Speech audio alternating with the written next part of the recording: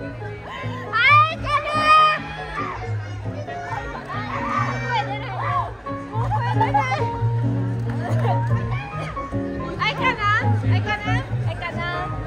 Good afternoon, everyone. My name is Aikana Mitomi, 21 years old, from Tokyo City. As a tourism college student, dreaming to become a flight attendant, I am passionate about promoting tourism in the Philippines.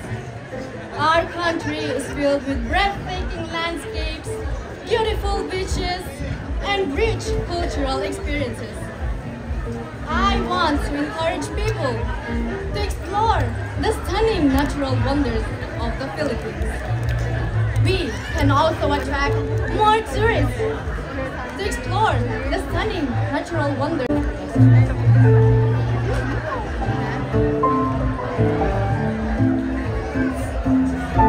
Magandang hapon po sa ating lahat at sa mga aking kasamahan na candidate at especially sa mga judges po.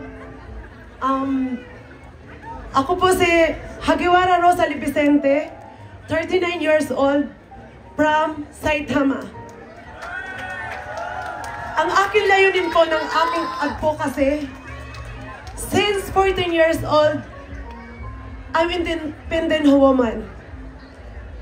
I'm working student and I'm breadwinner. Binigyan ako ng Panginoon ng malaking responsibilidad. Then nagkasakit po ako ng asthma at anaphylaxis.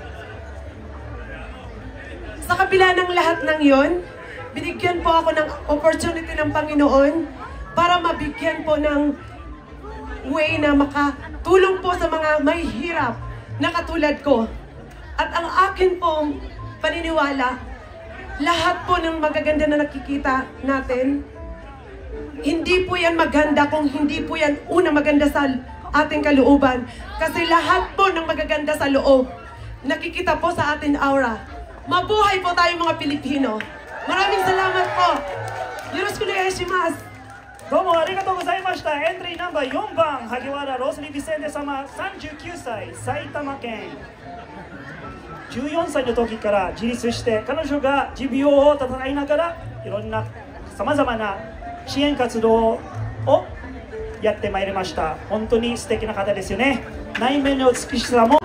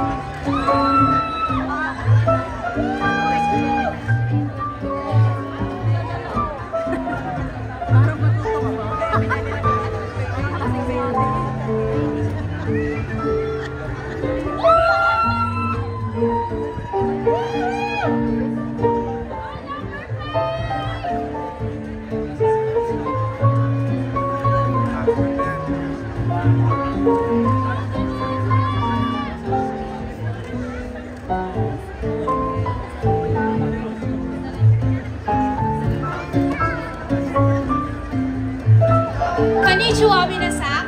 I am Vanessa Nicole Chicano, 25, from Yokohama City. I am a trainee here in Japan for almost 2 years already. And I know every trainee can relate that in the first year, we experience homesickness and low in self-confidence. It is a struggle we face, but we need to overcome it for us to survive and live comfortably here in Japan. I now learn to embrace and love the culture of this amazing country.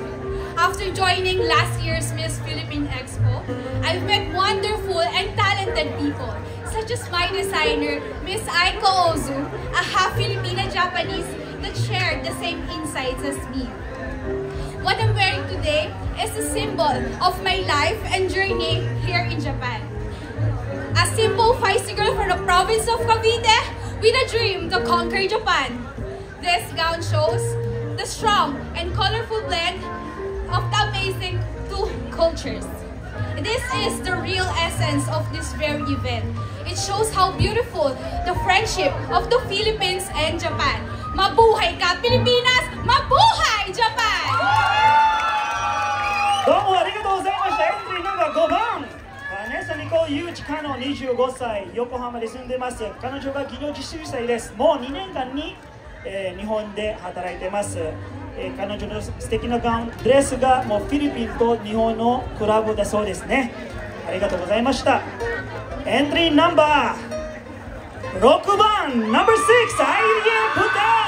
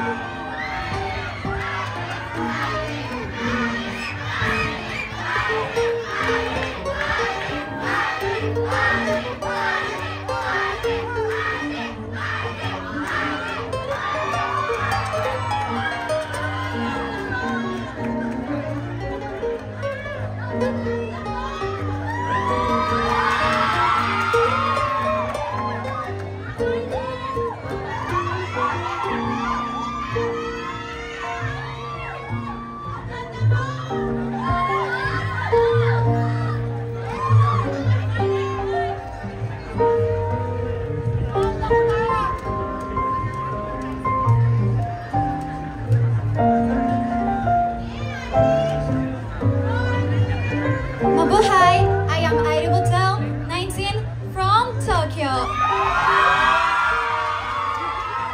Growing up as a Filipina in Japan, I experienced racism and felt the weight of being different. Over time, I realized my own unique identity and my value. I embrace my roots as a Filipina, and I am proud to stand here today to show how beautiful Filipinos are. This gown I'm wearing today is inspired by the Philippine flag.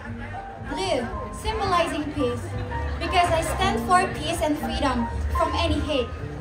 For I believe that everyone, regardless of what color, size, language, or forms, deserves acceptance.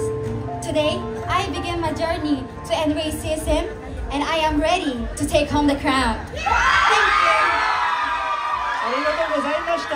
19歳のアリエ・ブタエ様、人種差別を受けたそうですね。だから彼女のブルーのドレス、青いドレスがこれ平和を望んで人種差別とかはなくすという願いがあるそうです。ありがとうございました。So that's our first half.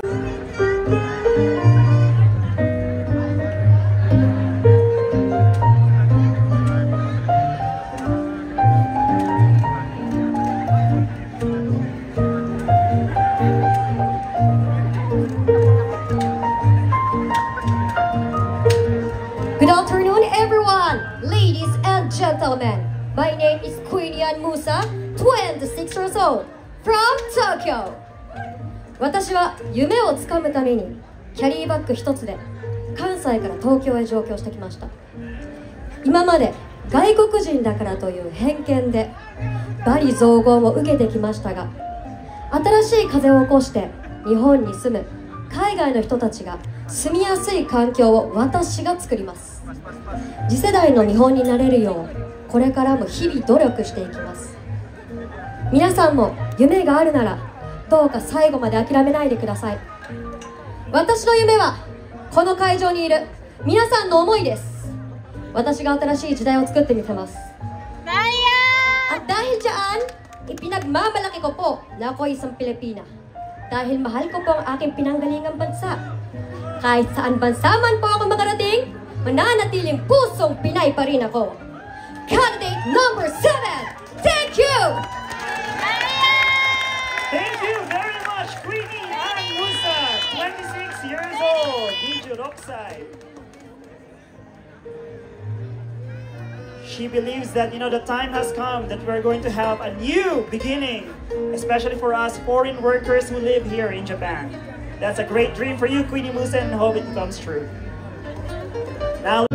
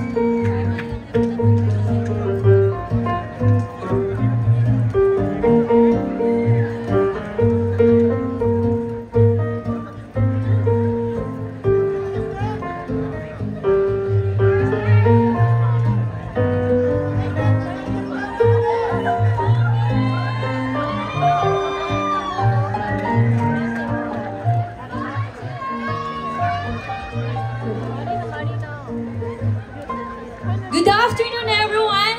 I am Heli Carvillover, 28, Tokyo!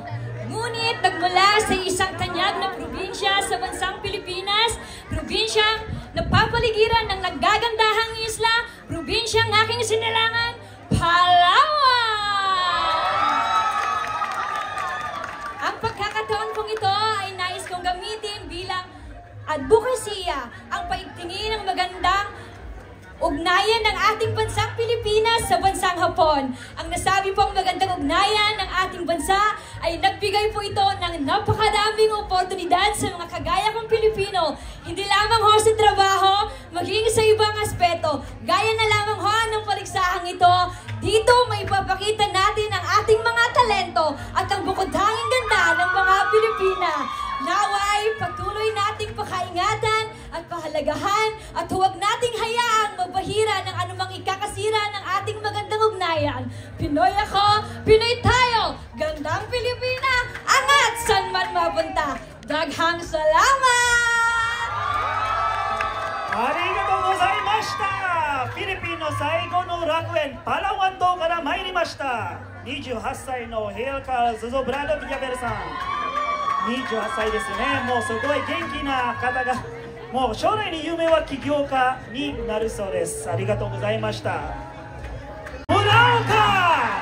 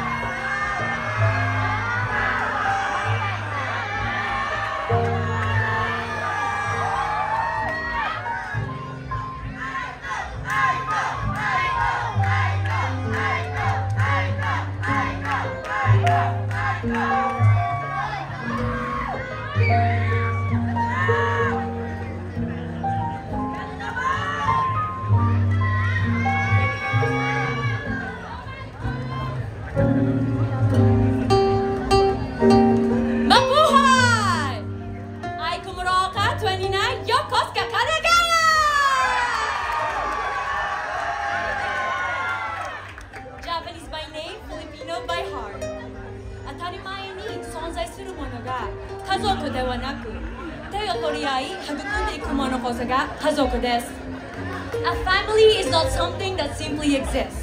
It is something that is nurtured with care. Growing up, I was privileged to have both of my parents by my side.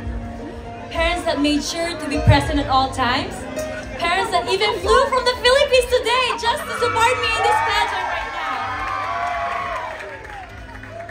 Nakakalungkot po mang isipin, subalit karamihan sa ating mga OFW, Overseas Filipino Workers, ay nagtitiis na maging malayo sa kanilang mga pamilya upang mabigyan sila ng magandang buhay sa Pilipinas.